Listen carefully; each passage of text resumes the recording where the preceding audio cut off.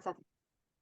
יופי, אז אני מתחילה בהקלטה, ואני מתחילה בלהראות תמונה מתוך הפייסבוק של מריה גורביץ', הוא בנאית מאוד ותיקה ויוצרת פשוט נפלאה ורב גונית.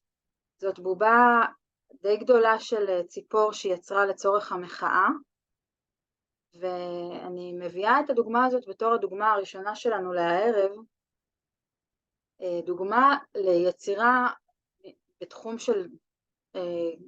של בובנאות, אבל אתם רואים, הציפור היא פצועה, והרבה פעמים אומנות באקטיביזם, זו סוג של אומנות שמביאה גם כאב, זאת אומרת היא גם יפה ומושכת ומעניינת והומוריסטית וסופר יצירתית, אבל מביאה איתה גם כאב בתוך הדימוי, ומשהו בשדה האומנותי מאפשר להביא את המסר הזה מורכב, ואני חושבת שהעבודה הזאת של מריה מאוד ככה מביאה את זה, ועם זה אני רוצה לפתוח את ההרצאה.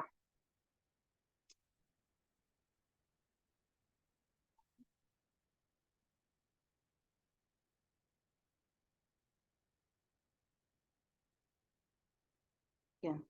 אז כמו שאמרתי, ההרצאה הזאת מבוססת על עבודת תזה שכתבתי בנושא של תרומתה האפשרית של האומנות לקידום שינוי חברתי ומשפטי לאור תורת אי האלימות הגנדיאנית. אז באמת אי אלימות זה מושג שמופיע בכל מיני תפיסות והקשרים. אני בעיקר אתייחס לתפיסה של גנדי. למנחה שלי קוראים דוקטור יאיר רונן מהמחלקה לעבודה סוציאלית באוניברסיטת בן גוריון.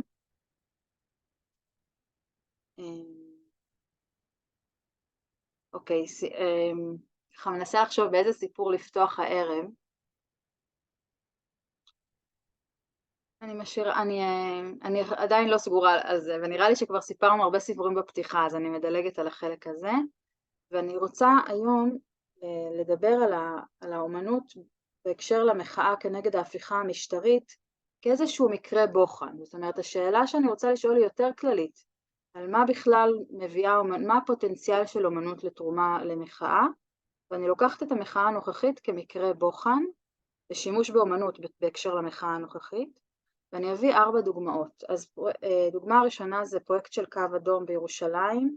מי שקיבל את המייל, אז שלחתי את זה גם במייל, אבל לא יודעת אם הספקתם להסתכל. דוגמה שנייה זה קבלת פנים לשרה נתניהו בלונדון ממרץ 2023. דוגמה שלישית תהיה פרויקט גמר בעיצוב, כרזות מחאה של סתיו שוקר משנקר. והדוגמה הרביעית תהיה תהלוכת המתים שהתקיימה ממש לא מזמן בתל אביב. אז הטענה המרכזית שלי בתזה הייתה שבכוחה של האומנות לתרום לקידום שינוי חברתי ומשפטי בדרך המממשת את תפיסת אי האלימות הגנדיאנית. ואני רוצה להתחיל מהסוף. אי האלימות זאת דרך חיים, זאת תפיסת עולם. אני לא מכירה אדם שהגיע באופן מוחלט למקום של אי אלימות, אי פוגענות.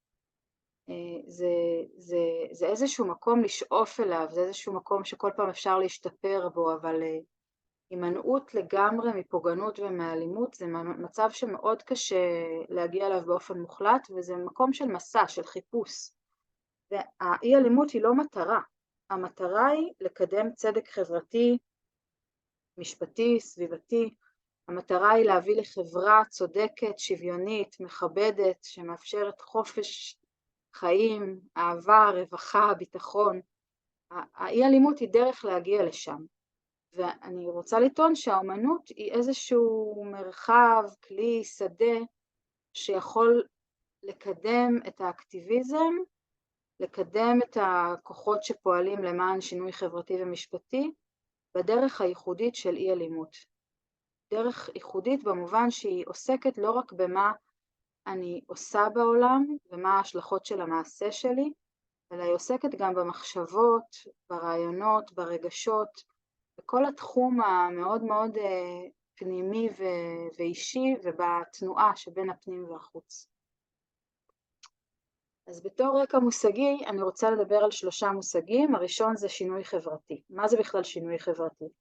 אז ההגדרה שאני מתבססת עליה זה ההגדרה של אורית קרומר נבו, דוקטור קרומר נבו מאוניברסיטת בן גוריון, שמדברת על שינוי חברתי כערעור על יחסי הכוח הקיימים במטרה לקדם צדק ושוויון חברתי. והנחת היסוד היא שיחסי הכוח הקיימים הם לא שוויוניים. יש הרבה כוח לממשלה, הרבה כוח לצבא, ויש פחות כוח לגורמים אחרים ולקבוצות אחרות. וכשאנחנו מדברים על שינוי חברתי, אז זה איזשהו שינוי שמערער על יחסי הכוח האלה. והמטרה היא לקדם צדק ושוויון, זאת אומרת, יכולה להיות איזושהי הפיכה צבאית במדינה כלשהי, ויחסי הכוח הקיימים אכן יעברו איזשהו ערעור, אבל המטרה היא אחרת, היא לקדם איזה כוח של גורם פוליטי מסוים. לא על זה אני מדברת על שינוי שהמטרה שלו לקדם צדק ושוויון, וזה ילווה אותנו לאורך השיחה. אז על תפיסת אי האלימות הגנדיאנית אפשר לדבר הרבה מאוד. אני אזכיר כמה דברים שדיברנו עליהם בשיחות הקודמות, כדי ככה לנסות לתמצת את זה.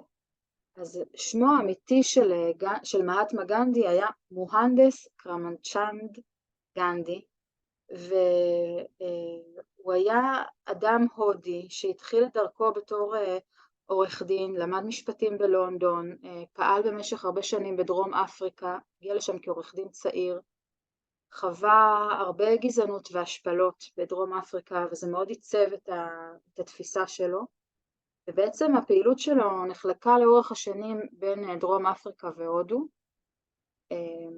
והוא לא כתב המון בחיים שלו, הוא לימד המון והוא פעל המון, הוא כתב הרבה כשהוא היה בתקופות שהוא היה בכלא, וגם יש כל מיני כתבים שלו שנשארו דרך זה שאני חושבת שתלמידים שלו כתבו דברים. לא מזמן יצא ספר בעברית שמי שכתב אותו זה הנכד שלו, והוא קרא, מה שמעניין זה שהוא קרא לאוטוביוגרפיה שלו, גנדי קרא לה ניסויים עם האמת, experiments with the truth. הוא תפס את החיים שלו כ-experiments, כאילו כאיזשהו ניסוי, ויש חוברות קטנות שהוא הוציא עוד בחייו בהודו, חוברות קטנות באנגלית על נושאים שונים שהוא כתב עליהם, וכל חוברת וכל ספר שלו שמצאתי מתחילים באיזושהי הקדמה, שהוא כותב בה, אם נתקלתם בסתירה בתוך הדברים שלי, אז תמיד תתייחסו לדבר המאוחר יותר. זאת אומרת, הוא בעצם חלק מראש עם קוריו את זה שיש סתירות, כי אם החיים הם רצף של ניסויים, אז בטוח אני משנה את דעתי מדי פעם, ואני לומד ואני מתפתח, והמקום שהכי גבוה שאני אגיע אליו הוא המקום הנוכחי. ואני חושבת שיש משהו בעיניי נורא מרתק בתפיסה הזאת, שמאוד מתקשר למקום של חיפוש, כי אי אלימות היא חיפוש, ואומנות היא חיפוש, זה מאוד מתחבר לי לנושאים שיעלו דרך העבודות אומנות שתכף נראה. חשוב לי להגיד שגנדי עצמו לא בהכרח קרא לשימוש באומנות. החיבור הזה זה חיבור שאני עושה.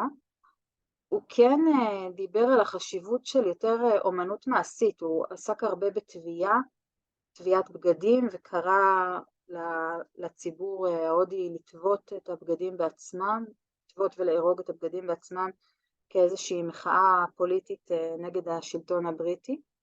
וציטוט אחד שלו שאני רוצה להתייחס אליו הערב, זה שהוא דיבר על זה, שאם חייל אחד בריטי בהודו ירגיש לא בטוח בהודו, אז כל המחאה נכשלה. זאת אומרת, גם אם הודו תשיג עצמאות, אבל החיילים הבריטים יחושו אי ביטחון בהודו, אז מבחינתו המחאה נכשלה. וזאת גישה מאוד מאוד רדיקלית, ואני חושבת עליה הרבה בהקשר למחאה של היום, כי זה דובר קודם, אני תכף אנסה להיזכר מי אמר את זה בפתיחה, על רוני שסיפרת על תיאטרון חברתי, ומה הייתה החוויה שלכם כיוצרים, לעומת מה הייתה החוויה של הצופים. ואפשר לחשוב על חסימת כבישים, זאת אומרת, אנחנו מפגינים, אבל יש אנשים אחרים שיושבים באוטו, אולי עם ילדים, אולי עם זקנים, אולי אדם שהוא בדרך לחתונה, או לבת מצווה, או לניתוח, והם עכשיו יושבים באוטו באיזה פקק ארוך, ואיך הם מרגישים.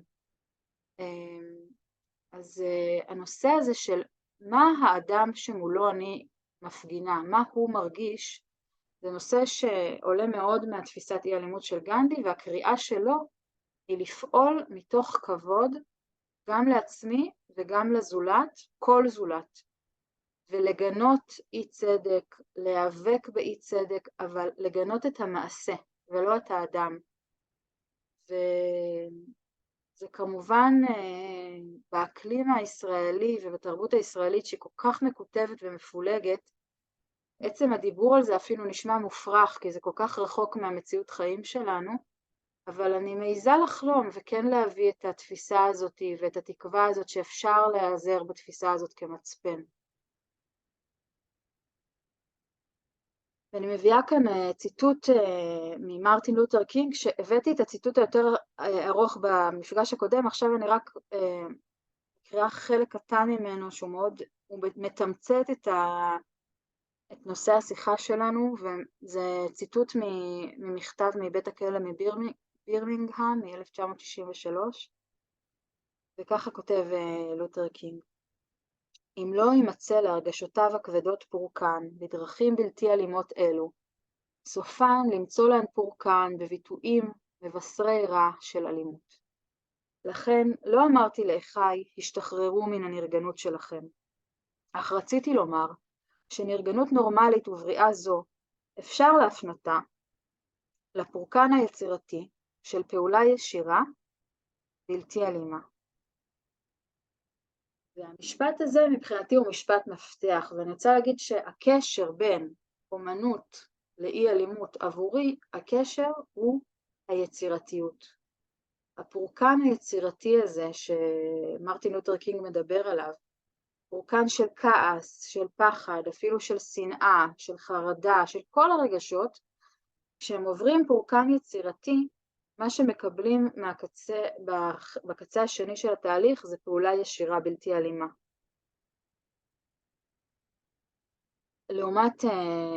לעומת מצב שאני פועלת לפי הדחף שלי, אז אולי מישהו שנותן לי סתירה, אני אתן לו סתירה בחזרה. או אולי אני אתחיל לבכות, או אולי אני אברח, או אולי אני מאוד מאוד אבהל. זה המקומות של התגובות ההישרדות, freeze, fight, flight או faint. אבל כאן מרטין לותר קינג אומר לנו משהו אחר, הוא מציע משהו אחר. אם אני עובר דרך יצירתיות, אז אני מאפשר לעצמי לחפש את הפעולה האחרת, הפעולה הבלתי אלימה.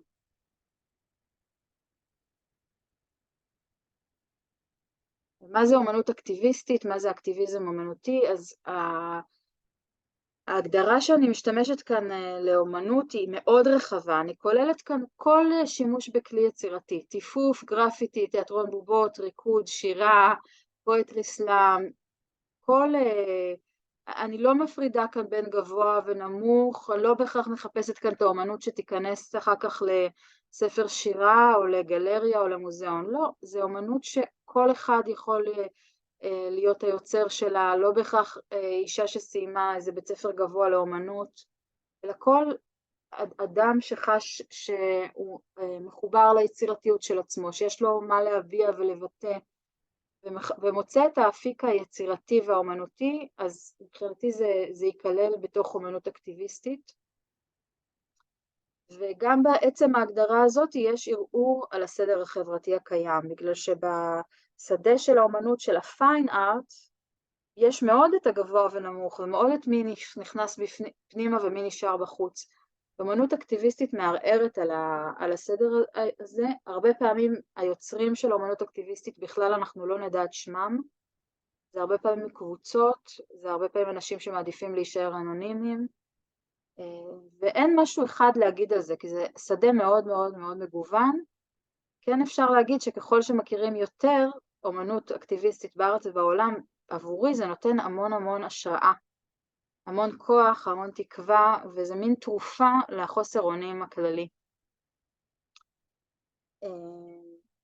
מושג נוסף שאני רוצה להציג, וגם הצגתי אותו במפגשים הקודמים, אז אני אציג אותו עכשיו בקיצור, זה מושג שכל מי שבא מהעולם הטיפולי מכיר היטב, זה המושג של הפסיכואנליטיקאי דונלד וויניקוט. המושג הוא מרחב פוטנציאלי או אזור מעבר. בעצם וויניקוט טען שבין המציאות הפנימית לחיצונית יש איזשהו אזור חפיפה, ובאזור הזה מתפתח הדמיון, היכולת לשחק, היכולת ליצור, היכולת להמציא. אצל התינוק והילד מתרחש שם המשחק, ולאט לאט כשהילד גדל ומתפתח, זה האזור הזה של המרחב הפוטנציאלי, זה האזור שבו מתאפשרת האומנות, היצירה, ואולי כל קשר אנושי משמעותי מתחיל שם, במרחב הפוטנציאלי הזה שבין המציאות הפנימית והחיצונית. נגיד במחאה, אז אנחנו פותחים בצומת קרקור, יש לנו אזור כזה של מחאה נגישה, ואנחנו פורסות כל מוצאי שבת מחצלות על הדשא, ואחת המטפלות, ניצן ראובני, אחת המטפלות שמובילה את המתחם, היא דיברה על המחצלת בתור מרחב פוטנציאלי.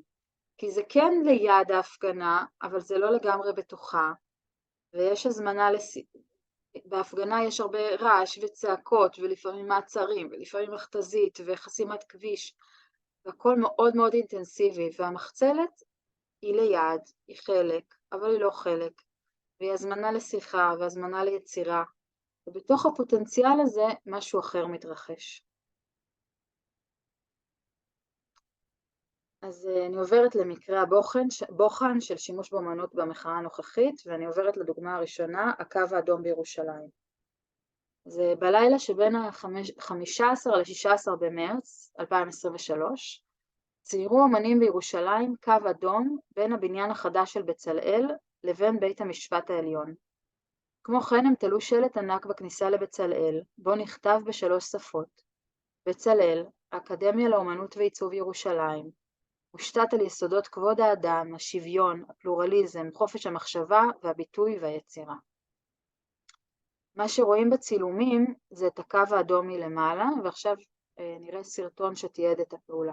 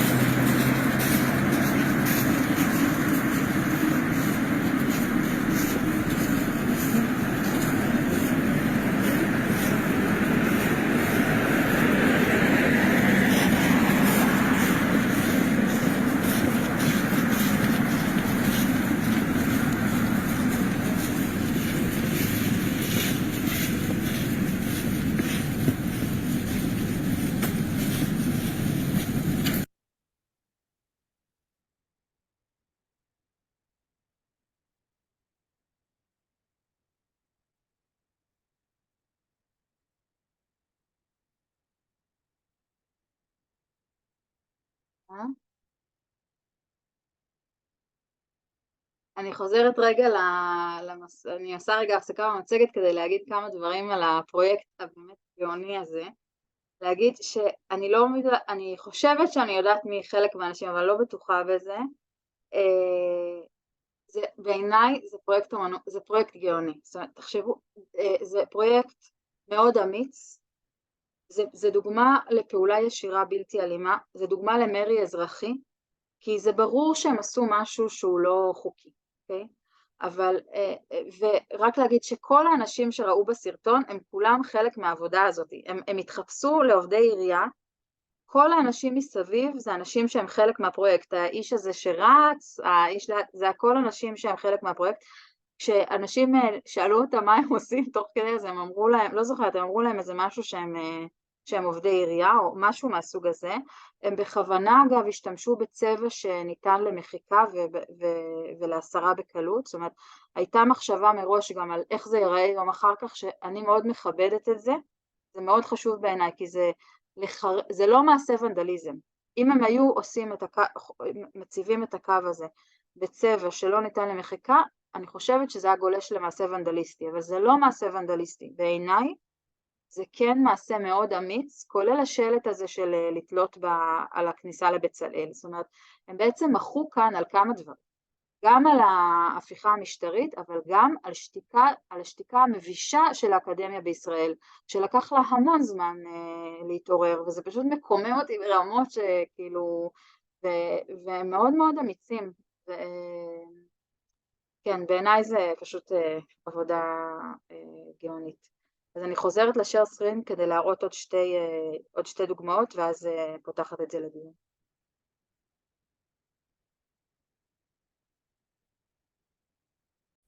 איתמר בן גביר מזעזע אותנו כבר זה לא מה שרציתי, זה מה שרציתי.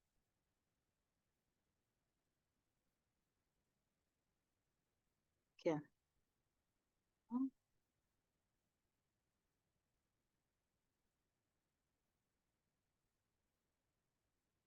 אוקיי, אז הקו האדום זה הייתה הדוגמה הראשונה.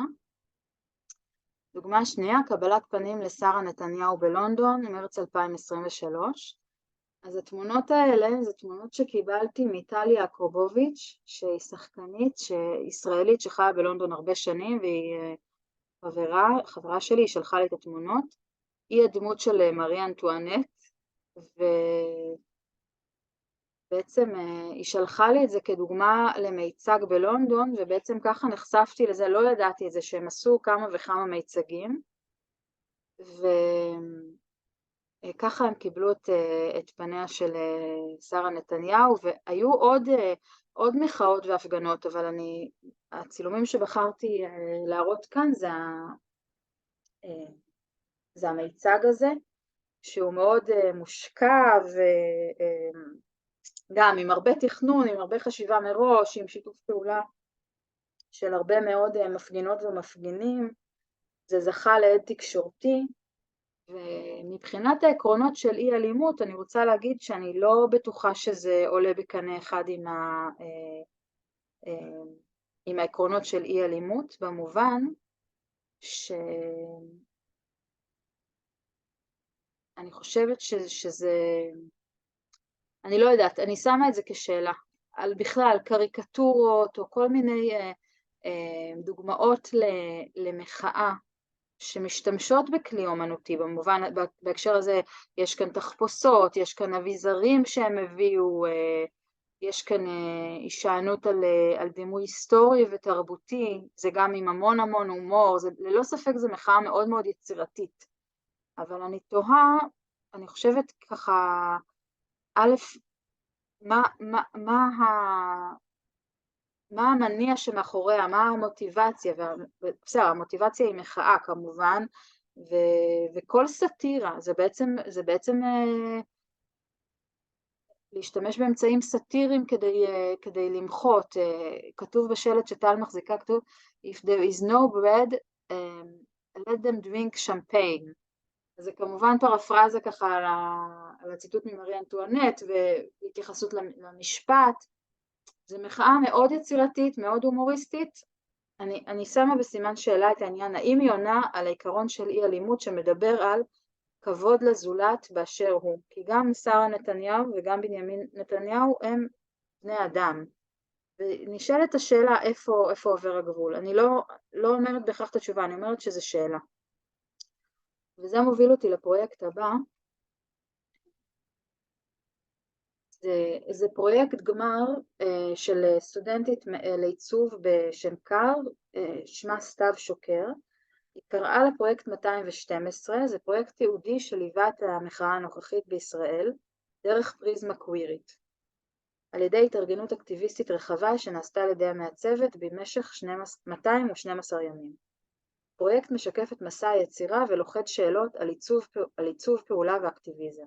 שאלות על אופטימיות והצלחה, על כישלון ועל אינטנסיביות של מחאה, ועל עשייה שמגיבה להתרחשות חירומית. אז השאלה שכתובה על השלט זה ממה אתה מפחד, והיא הציבה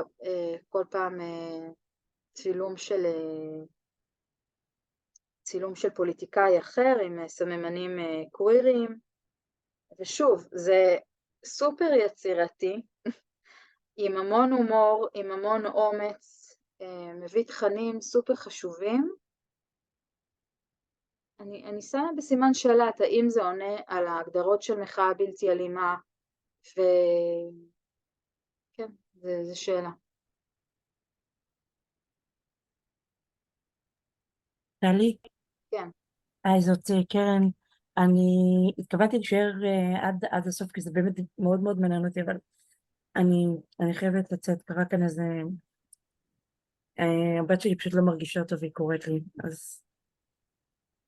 בטח, אז קודם כל שתרגיש טוב ונשלח את ההקלטה. אני תודה. ממש אשמח. תודה, מתנצלת. תודה, תרגישו טוב. תודה. ביי ביי. ביי ביי. תודה, אני באה. אז אני ממשיכה לתהלוכת המתים. אז לפני שבועיים או שלושה הייתה בתל אביב תהלוכה מאוד מאוד גדולה, מחאה על אוזלת היד של המדינה בטיפול בפשיעה ובאלימות בחברה הערבית, והם השתמשו בכמה אלמנטים חזותיים מאוד מאוד עוצמתיים, גם ארונות הקבורה, כשעל כל ארון קבורה נכתב השם של אחד הנרצחים, וגם הבחירה בלבוש לבן, ובעצם הקריאה הייתה, ביקשו מכולם לבוא בלבוש לבן. אני חושבת שזה יצר אפקט חזותי מאוד מאוד חזק, והשלט הזה, זו לא התרבות שלנו, זאת השתיקה שלכם. אני חושבת שהמחאה הזאת מאוד מעלה את השאלה של מה קורה כשיש אלימות כל כך קשה ובוערת, ואנשים מסביב יודעים שהאלימות הזאת מתרחשת ושותקים. המחאה הזאת שהביאה ללב תל אביב את ארונות הקבורה של הנרצחים מהחברה הערבית, אני חושבת שממש הצליחה דרך האמצעים האומנותיים והוויזואליים, באמת לזעוק זעקה מאוד מאוד מאוד עמוקה, מאוד קשה, ובקשה לעזרה, ובקשה להפסיק את השתיקה, להפסיק את השתיקה, להתגייס, לעזור וליצור ביחד שינוי. בעיניי זו דוגמה מאוד חזקה לשימוש באמצעים ויזואליים, ולהביא סיפור שהוא מאוד כואב ומאוד קשה לעיכול, דווקא דרך האמצעים המינימליסטיים האלה, ועם הרבה יצירתיות והרבה עוצמה. מינימליזם שמביא איתו עוצמה. וכל הצעדה הייתה שתיקה גמורה, לא דיבורים, לא צעקות, לא זמבורות, שום דבר ממה שאנחנו מכירים מהמחאה.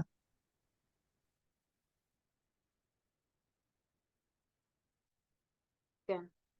אני גם, אם מישהו מכם משתתף בצעדה או ראה סרטונים, אתם יכולים להגיד ככה עוד, באמת, גם שתיקה בעצם, כשיוצרים שקט של כל כך הרבה אנשים, זה אמצעי יצירתי. זה לקחת, אנחנו רגילים בהפגנה שצועקים, אנחנו רגילים שיש זמבורות, ופה יש משהו אחר.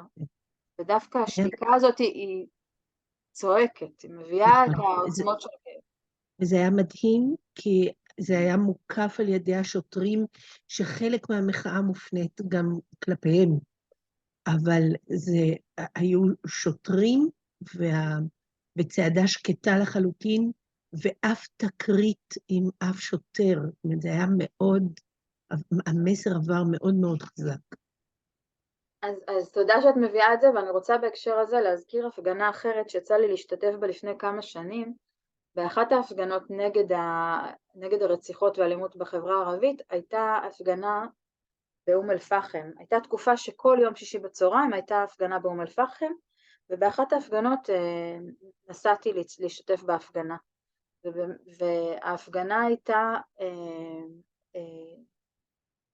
היה איזשהו אזור שם היה קצת נאומים, ואז הייתה הליכה שקטה לכביש 65, ואני צעדתי עם הבן זוג שלי לצד אנשים. אנשים הלכו יחסית מאחורה והם החזיקו כל אחת תמונה, צילום של הנרצחים מהמשפחות שלהם, ואחר כך הגברים על כביש 65 חסמו בעצם את הכביש בתפילה. הם קיימו את התפילה של יום שישי בצהריים על כביש 65. זאת אומרת, זאת הייתה חסימת הכביש, וזה היה מאוד מאוד עוצמתי, והם סיימו את התפילה וסיימו את החסימה. זה לא היה המון זמן, גם כן, תוך כדי התפילה עבר אמבולנס, כולם פינו לו את המקום ואפשרו לו לעבור, וזה היה מאוד מאוד מאוד עוצמתי, ואני מרגישה שיש קשר בין שתי ההפגנות ובין האמצעים האלה. אז כן, עירית, רצית להגיד משהו או לשאול? יש לי מלא דברים כאן להגיד, אז תבחרי אחד, עירית, טוב?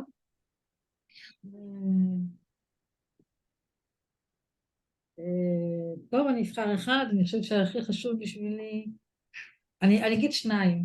אחד, שסונדוס סאלח הוזמנה אחרי ההפגנה של תהלוכת המתים, היא הפעם הראשונה שהערבייה הגיעה לנאום בקפלן, ואני חושבת שזה אולי עשה את ההבדל. שקמה לא הסכימה שיערבבו את הערבים עם הדמוקרטיה רק ליהודים, וזה היה אולי מה שהוא עשה שם איזושהי תזוזה. הדבר שאני רציתי לציין, שאני צריכה לבחור אחד, שבעיניי האקטיביזם שלי הוא המון נעשה בשקט ובאחד על אחד, לא בהפגנות כל כך, כמו בשיחות במשך היום. אני קוראת לזה פוליטיקה מינורית, יש לזה מושג גם במחקר. לא הכרתי, זה מושג מקסים, פוליטיקה מינורית? כן. וואו, מקסים, לא מכיר. זה גלגלי, יש פוליטיקה. נחפש, כן, אל תתקין, אני אעשה את השיעורי בית. ורק היום הייתי בספרייה, והתחלתי להחליף ספר, והתחלתי לדבר עם הספרנים, ודיברנו אחד על אחד, והראיתי להם קצת סרטונים, והם הראו לי זה, הוא מיבנה, הוא מספר, הוא הלך להפגנות, הוא לא הלך להפגנות, מה לא נוח לו, מה משתנה. אז אני עומדת בסופר, אני בתור לקבל מרשם, תופעה, אז אני סתם שואלת שאלה, מישהו שם אין לך סבלנות, אנחנו כולנו רצים כל הזמן לכל מקום, סתם לדבר, ואז יוצאים דברים נהדרים, ואני חושבת ששם יש את האדוות האלה. מקסים, אז תודה על מה שאת מביאה, זה מאוד מאוד רלוונטי, ואני משאירה את זה בינתיים ככה מונח בחלל, ואני לוקחת משהו אחד ממה שאמרת, שבאמת התפיסה שלי היום של אקטיביזם, זה שאקטיביזם זה פעולה שנעשית מתוך אכפתיות כלפי נושא מסוים או כלפי ציבור מסוים, במטרה לשנות ולהביא לצדק, אבל מהי הפעולה? התשובה לזה היא נורא מגוונת. הפעולה יכולה להיות שיחה, הפעולה יכולה להיות גיוס כספים, הפעולה יכולה להיות כתיבה, כמו שלילך קודם סיפרה, כתיבה ברשת עם עבודות אומנות, או תיעוד וכתיבה כמו שאפרת סיפרה. יש המון פעולות שאנחנו יכולות לעשות, ועבורי, אני גם מתמודדת נפש, ואני גם אדם שיש תקופות בחיים שלי שאני לא בריאה פיזית, ויש לי קשיים בנשימה, ויש הרבה תקופות שאני מושבתת, שאני לא יכולה להשתתף בהפגנות, ואני המון עסוקה בשאלה, אבל מה כן? ואני מוצאת, למשל הפגישות זום זה מה כן. ואני חושבת שלכל אחד מאיתנו יש מה כן, ומה הנושא שהוא מדליק אותנו, שנורא אכפת לנו ממנו, ונורא חשוב לנו לשנות, ואפשר בדרכים יצירתיות באמת למצוא כל מיני פעולות.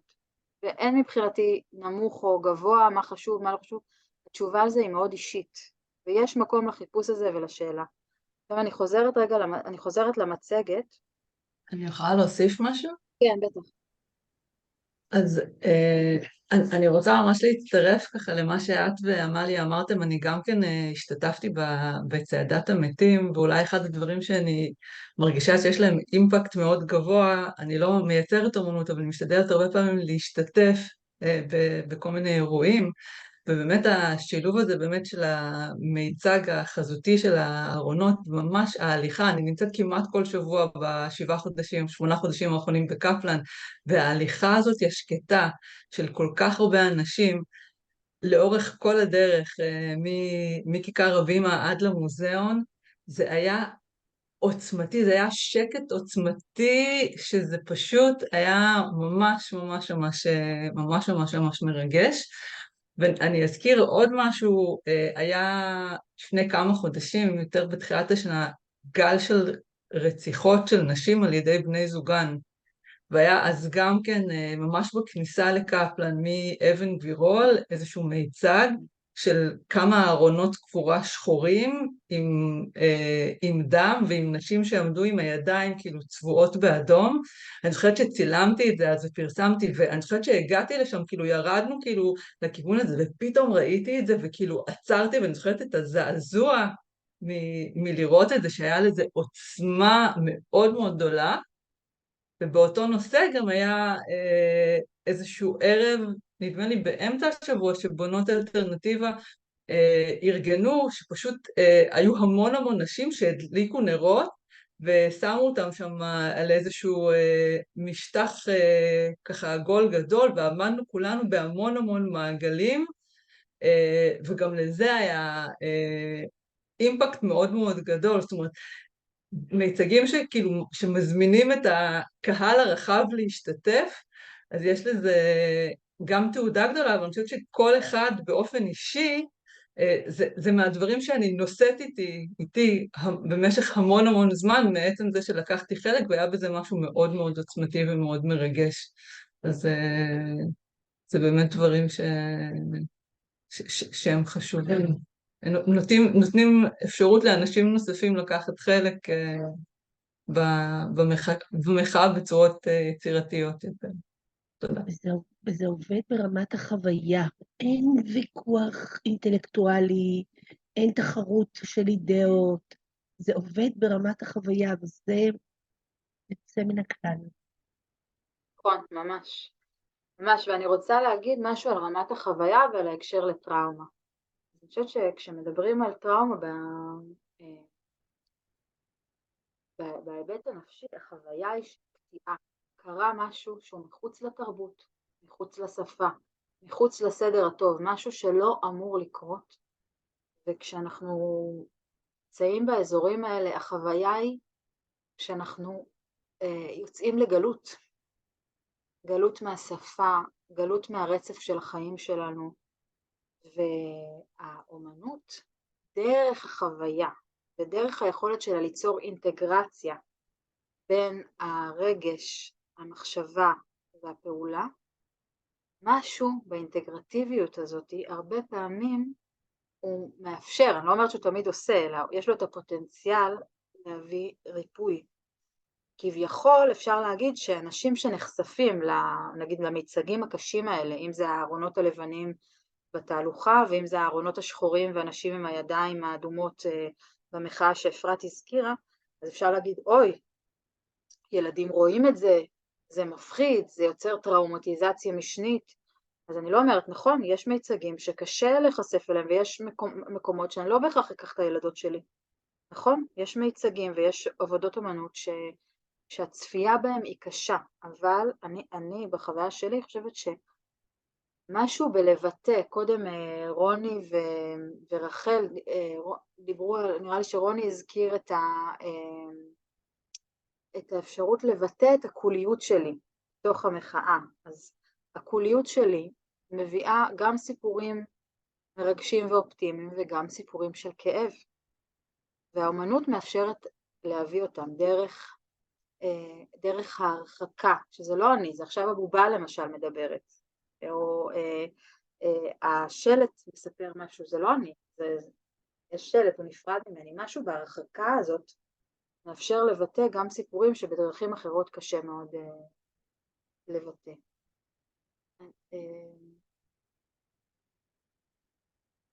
עירית כתבה על מחאה שקטה רועמת, זה השם של המחאה של בריאות הנפש ברחבת המוזיאון, אז נכון, ונזכיר בהקשר הזה ששתיקה רועמת, זה שם של תנועת מחאה ארצית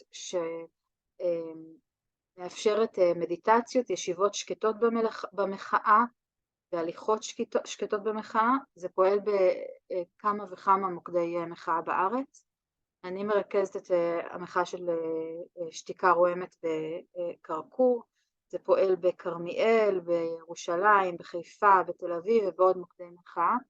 יש להם אתר שאפשר להקיש שתיקה רועמת, והמחאה שקטה רועמת זה באמת, הם לקחו את השם, הם עשו איזשהו שילוב, וגם אצלנו המתחם בקרקור משלב בין אין בריאות נפש בלי דמוקרטיה ושתיקה רועמת.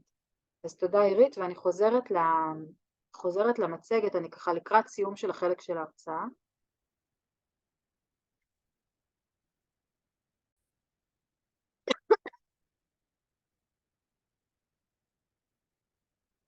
אני רוצה להציג לכם מודל שפיתחתי בתזה.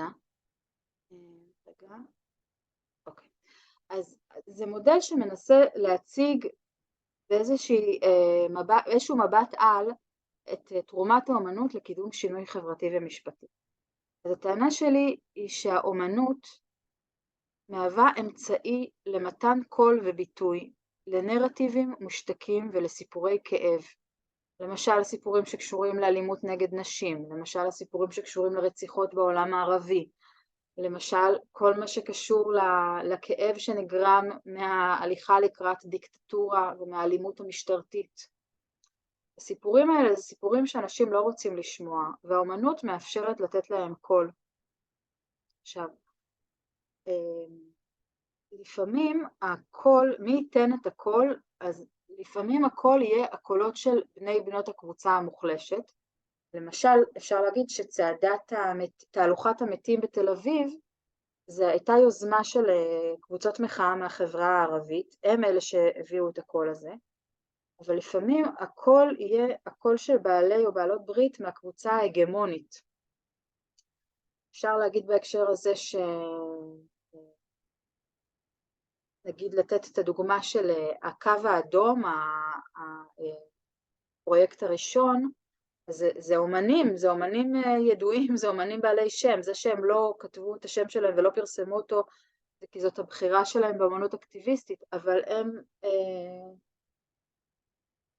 ברובם אשכנזים אני משערת, ברובם גברים,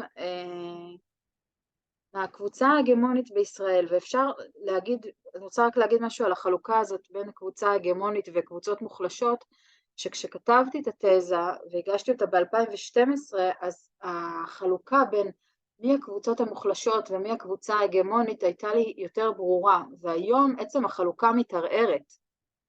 מי ההגמוניה, למי יש הון תרבותי, חברתי, כלכלי, החלוקה הזאת מתערערת, אבל עדיין בתוך כל חברה יש את הקבוצה ההגמונית שתהיה יותר חזקה, ויש קבוצות מוחלשות שאנשים פחות רוצים לשמוע את הסיפור שלהם. ומה המטרה? אוקיי, אז נביא את הקול שלהם, נספר את סיפורי הכאב, נספר את הנרטיבים המושתקים, אבל מה המטרה שלנו בזה? אז אני יכולה לדבר על שתי מטרות. מטרה אחת זה להעצים את הקבוצה המוחלשת, והמטרה השנייה היא ליצור הזדהות רגשית ומודעות קוגניטיבית בנוגע לבעיות חברתיות.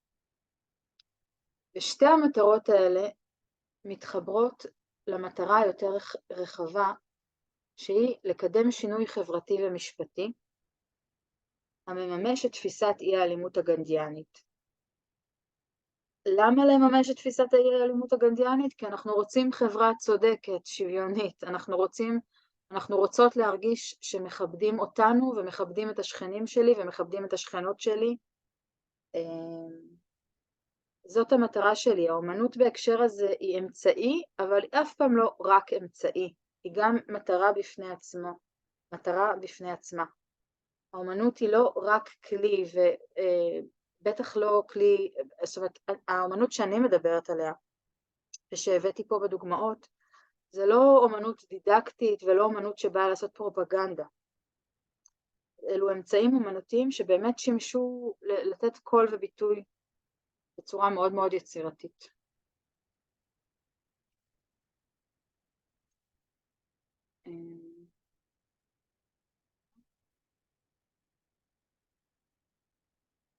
אז אני רוצה להביא ציטוט של חוקרת בשם באטלר, שדיברה על האומנות כדרך לעשות גלים.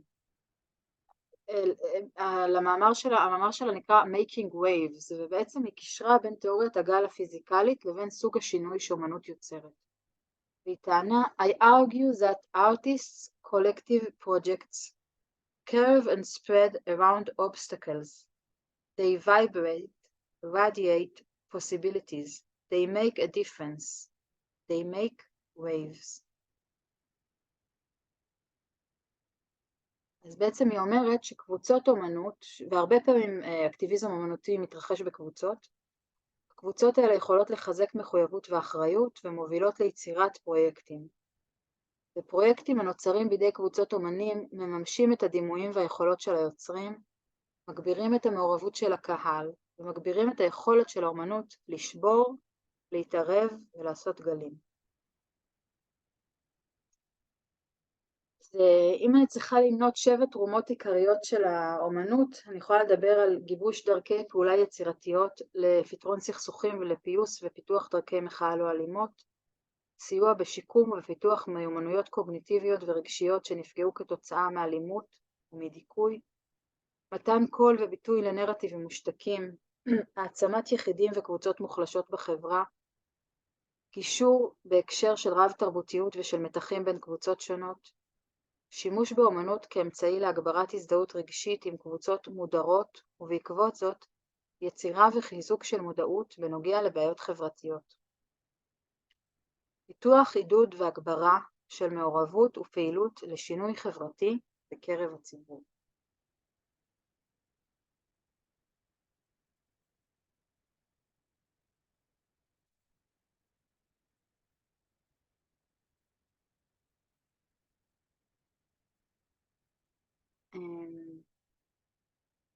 אז סיימנו את החלק של ההרצאה.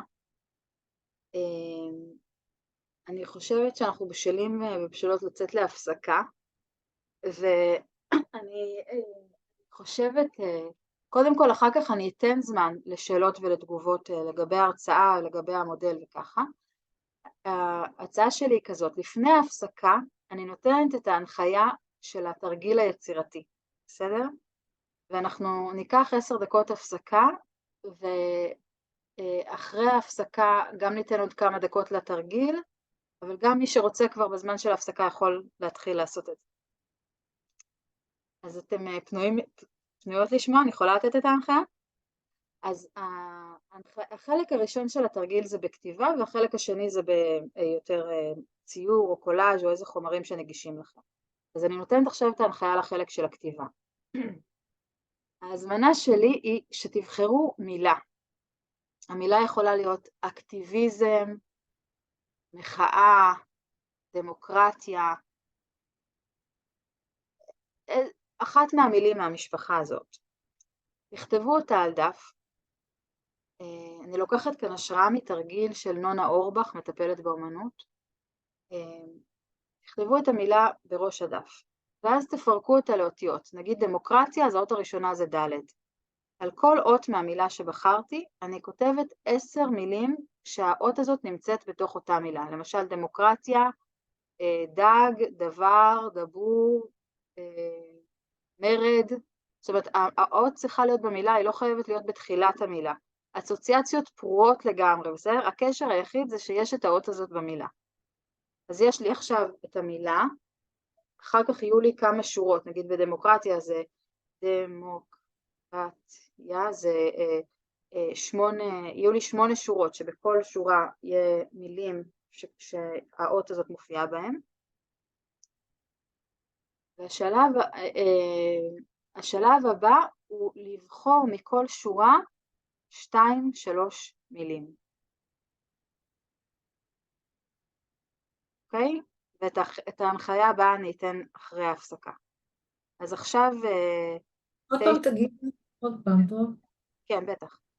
לבחור מילה, איזושהי מילה שקשורה להרצאה, אקטיביזם, דמוקרטיה, בחרתי. ואז לפרק את המילה לאותיות שלה. ועל כל אחת מהאותיות של המילה לכתוב משהו כמו 7, 8, 9, 10 מילים, שהקשר היחיד זה שהאות הזאת מופיעה או בתחילת המילה או באמצע או בסוף. אחרי שיש לך בעצם את הרצף של כמה שורות עם כל מיני מילים, מכל שורה את בוחרת 2-3 מילים שאת מרגישה שהן קוראות לך, שהן משמעותיות עבורך, שהיית רוצה להמשיך לעסוק בהן. בסדר?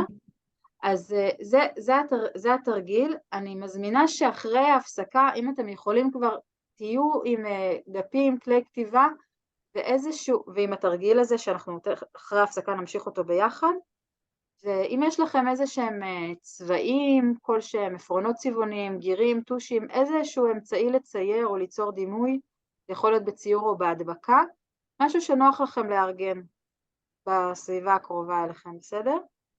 אז אנחנו ניפגש פה עוד 10 דקות. תודה, ביי בינתיים.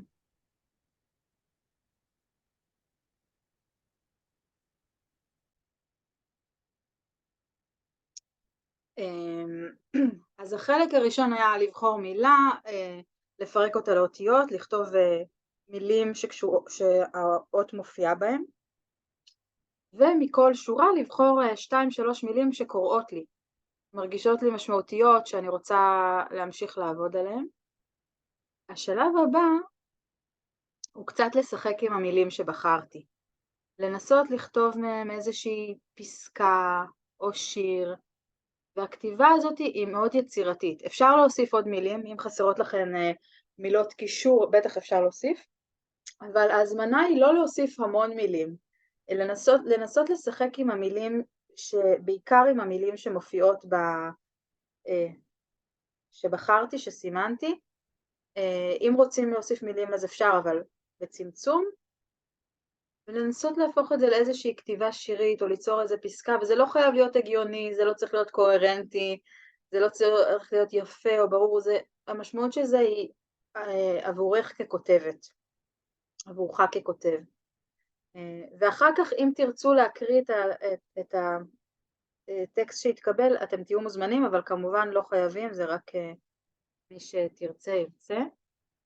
אז ניתן כמה דקות לזה, להמשך של התרגיל כתיבה.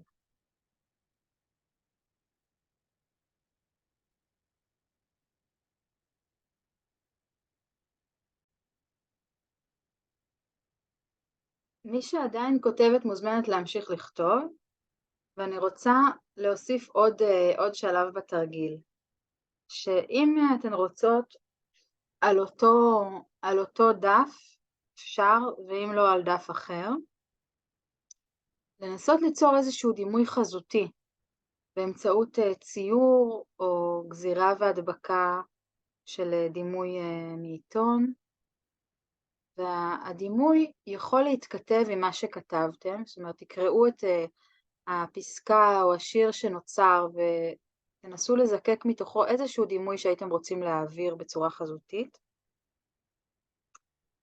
או דימוי שעונה על השאלה איפה אני במחאה, מה המקום שלי במחאה.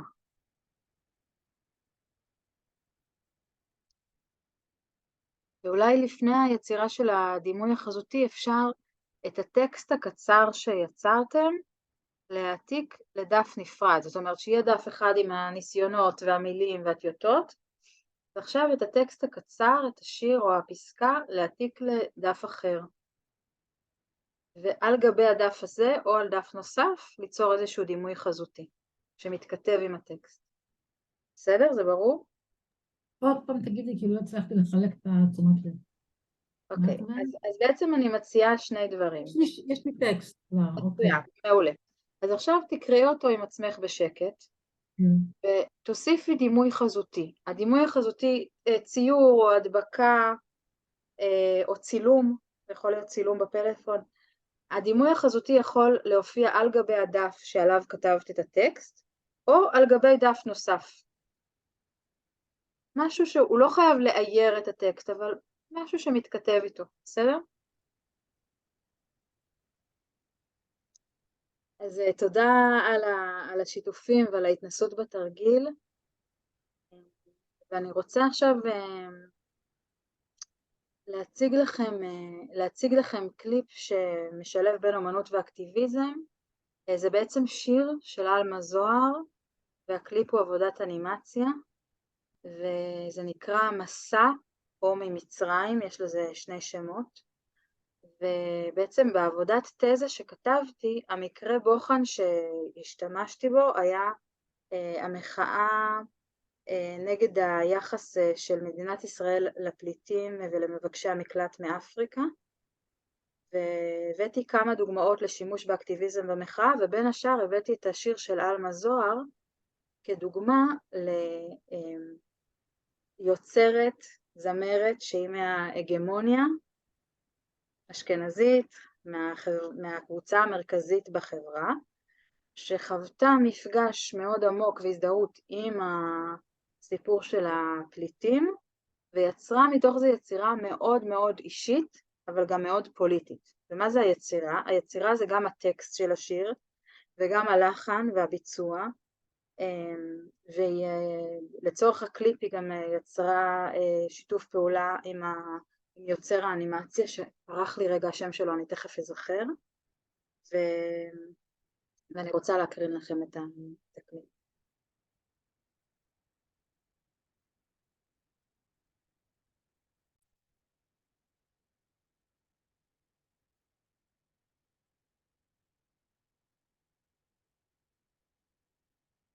אז השיר זה נקרא ממצרים, מתוך האלבום 33, הבימוי של הקליפ זה אלישיב לוין, שהוא האנימטור, וגם הוא יצר את התסריט יחד עם אלמה זוהר.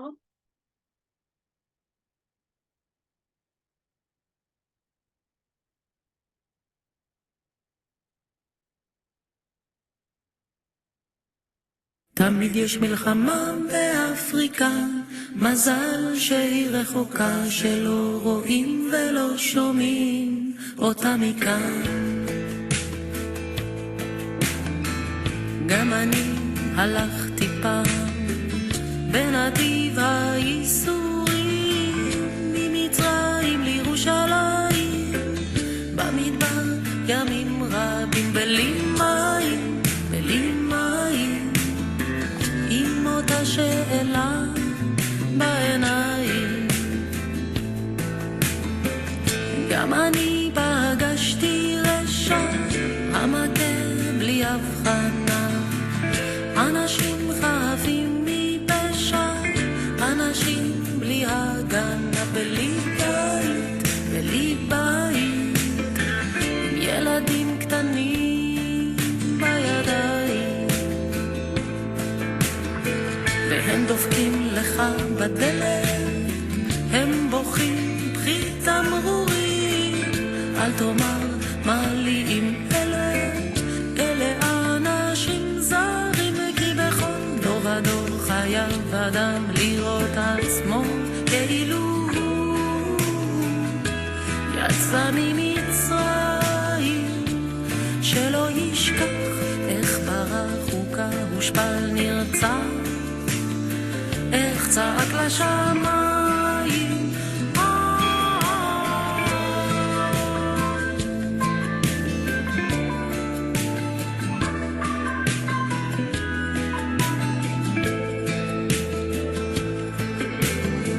וגם אני חיפשתי כוח להציל מה שאפשר, כשלא היה לאן לברוח, דמי היה מותר אות קין, אות קין, אנשים נופלים לברכיים, והם דופקים לך בדלת, הם בוכים בכי תמרורים, אל תאמר מה לי עם אלה, אלה אנשים שחורים, כי בכל דור ודור חייב אדם לראות עצמו כאילו יצא ממצרים, שלא ישכח איך ברח הוכה, הושפל נרצח, איך צעק לשמיים.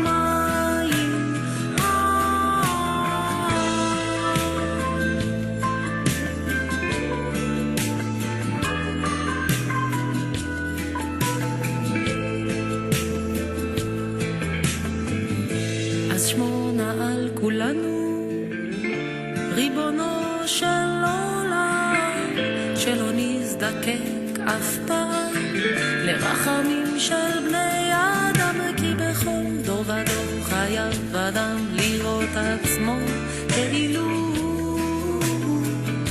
יצא ממצרים, שלא ישכח איך ברח הוקע ושפל נרצח, איך זעק לשמיים.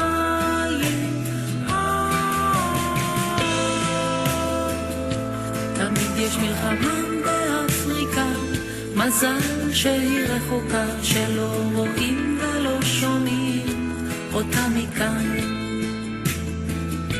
תמיד יש מלחמה באפריקה, מזל שהיא רחוקה, שלא רואים ולא שומעים את הצעקה.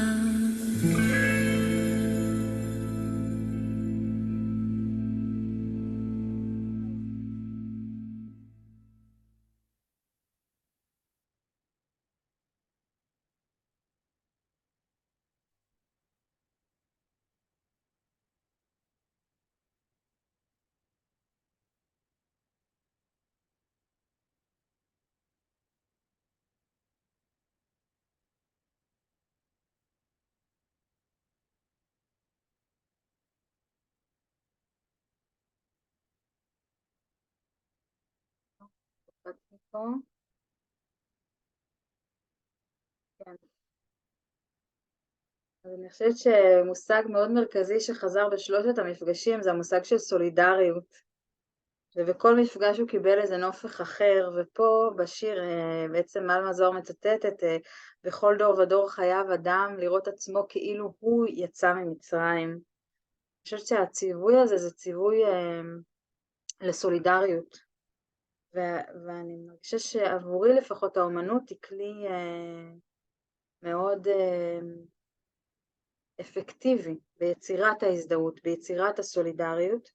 ושוב, המטרה היא לא רק להישאר בהיבט הרגשי של ההזדהות. התקווה שלי זה שהאומנות, שירה, אנימציה, ריקוד, מוזיקה, האמצעים האומנותיים יוצרים אצלנו איזושהי חוויה רגשית, הזדהות, חשיפה לסיפור, לנרטיב שאולי לא הכרנו, הזדהות עם קבוצה מוחלשת שאולי לא שמענו את הסיפור שלה, והתקווה היא שמתוך ההזדהות שעולה הרגשית, ומתוך המודעות הקוגניטיבית שעולה עם המידע שאנחנו נחשפים אליו, התקווה היא שהאינטגרציה תיצור הנאה לפעולה, שבעצם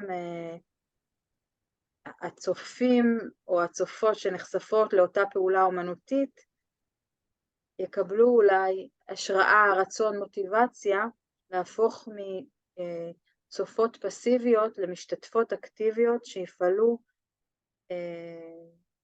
לשיפור המצב, לשינוי חברתי, לשינוי משפטי, לחברה יותר צודקת.